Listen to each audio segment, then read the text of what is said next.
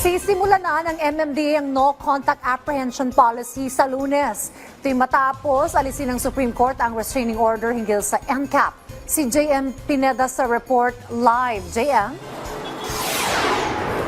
Dayan, para sa mga motoristang nakausap natin, pabor sila dito sa panibagong pagbabalik muli ng no contact apprehension policy dahil may iwasan na daw yung mga kamote riders at matatakot sila dito, lalo na doon sa mga dumadaan sa mga malalaking hawak na kalsada ng MMDA. Pabor ang motorcycle taxi driver na si Jason sa pagpapatupad muli ng MMDA sa no contact apprehension policy.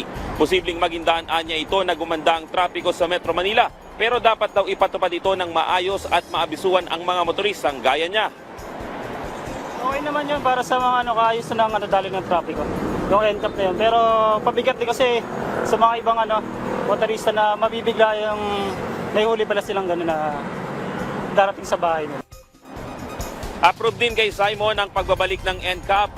Bukod aniya kasi sa matatanggal ang mga kamote riders sa kalsada, iwas kotong din umano ito. Man po yun kasi iwas na mga kamoting driver na naglalagay. Talagang okay yun kasi iwas na mga kotong, mga lagay-lagay.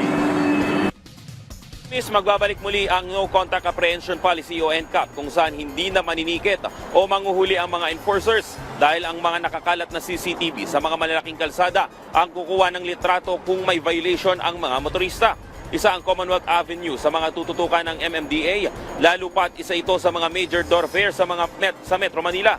Dito rin daw ipapatupad yung mahigpit na motorcycle lane at bike lanes. Bukod sa Commonwealth, kasama rin dayan sa tututukan ng MMDA ang EDSA, C5, Rojas Boulevard, Marcos Highway, Ortigas at mga mabuhay lanes.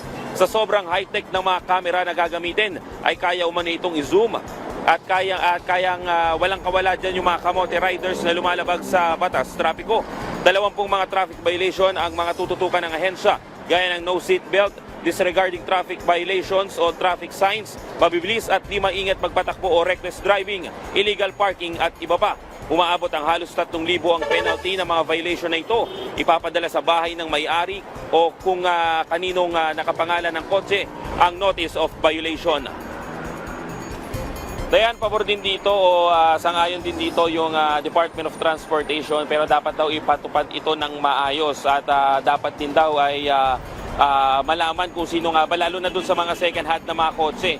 Dahil kadalasan daw kapag nagbebenta ngayon ng mga second hand na kotse ay hindi na ililipat yung pangalan agad at posibleng yung notice of violation ay maipadala doon sa lumang may-ari at hindi doon sa bagong may-ari. Kaya dapat daw tignan muna, dapat ipatupad muna yung mailipat agad yung pangalan ng may-ari doon sa bagong kotse. Yan muna ang latest. Balik sa iyo, Dayan. Maraming salamat, JM Pineda.